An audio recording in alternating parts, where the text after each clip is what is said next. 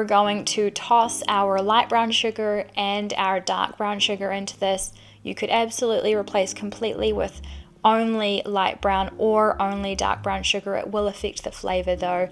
And I did note some small lumps were visible, you might notice here, from the dark brown sugar alongside our 2 eggs and our oil. Just set those aside whilst we place our flour, baking soda, baking powder, and I choose to only use ground cinnamon and ground nutmeg in my carrot cake.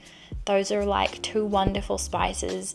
If you prefer to use cardamom, go to town and make this your own. We're going to just whisk lightly until our batter is formed. You will notice that the batter is actually quite thick before we add in our grated carrot. Now I am finely grating my carrot here because I don't want large chunks of carrot in my carrot cake, and also before we mix the carrot through, it's best to just do this with a spatula, not a whisk. And then I add in my walnuts. Obviously that's optional. I think less is more when it comes to walnuts or add-ons or add-ins to a carrot cake, but this is my favorite cake in the world, so I'm very biased. We're gonna bake that in this is a 2 pound or 1 kilo loaf tin for an hour and 5 minutes, which has been thoroughly tested. We're gonna set that aside. We'll probably take it out of the tin within like 5 minutes of taking it out of the oven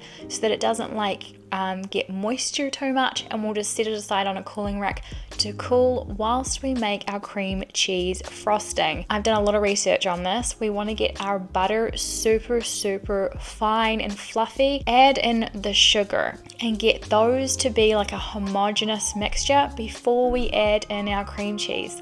This helps our cream cheese be really fluffy and not just like you see here. It's kind of the texture of lightly whipped cream as opposed to just like rolling off, because the sugar, if it's thoroughly coated in the butter, it won't stick to the cream cheese and like help draw out the moisture from the cream cheese is what usually happens in a cream cheese frosting, which can cause it to be runny, and we want to avoid that here. We want it to stay on top of our cake. So there we have it. This is a perfect snack cake. It will feed several people because it's so chunky.